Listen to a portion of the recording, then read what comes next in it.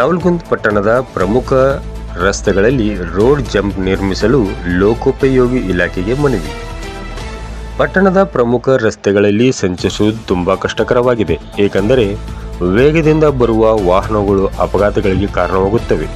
ಆದ್ದರಿಂದ ನಗರ ಪ್ರಮುಖ ರಸ್ತೆಗಳಾದ ನರಗುಂದ ರಸ್ತೆಯ ಸೈಯದ್ಪುರ್ ಮಸೀದಿ ಹತ್ತಿರ ಮತ್ತು ಇಬ್ರಾಂಪುರ್ ರಸ್ತೆಯ ರೋಟರಿ ಶಾಲೆಯ ಎದುರಿಗೆ ಮತ್ತು ಕೋರ್ಟ್ ಹಾಗೂ ಮಾಡೆಲ್ ಹೈಸ್ಕೂಲ್ ಎದುರಿಗೆ ರಸ್ತೆ ದಿಬ್ಬಗಳನ್ನು ನಿರ್ಮಿಸಬೇಕೆಂದು ರಾಮ್ ರಹೀಂ ಬೀದಿ ವ್ಯಾಪಾರಸ್ಥರ ಸಂಘ ತಾಲೂಕು ಘಟಕದ ವತಿಯಿಂದ ಶುಕ್ರವಾರ ಲೋಕೋಪಯೋಗಿ ಇಲಾಖೆಗೆ ಮನವಿ ಸಲ್ಲಿಸಿದರು. ಈ ಸಂದರ್ಭದಲ್ಲಿ ಬಾಬುಷಾ ಮಕಂದರ್, ರಿಯಾಜ್ ಅಹಮದ್ ನಶಿಪುಡಿ, ಇಮಾಮ್ ಶಾ ಮಕಂದರ್, ಜಾಕೀರ್ ಧಾರವಾಡ್, ಮಾಹಿದ್ ಜಮಾದಾರ್, ಬಾಬುಸಾಬ್ ಜಮಾದಾರ್ ಉಪಸ್ಥಿತರಿದ್ದರು.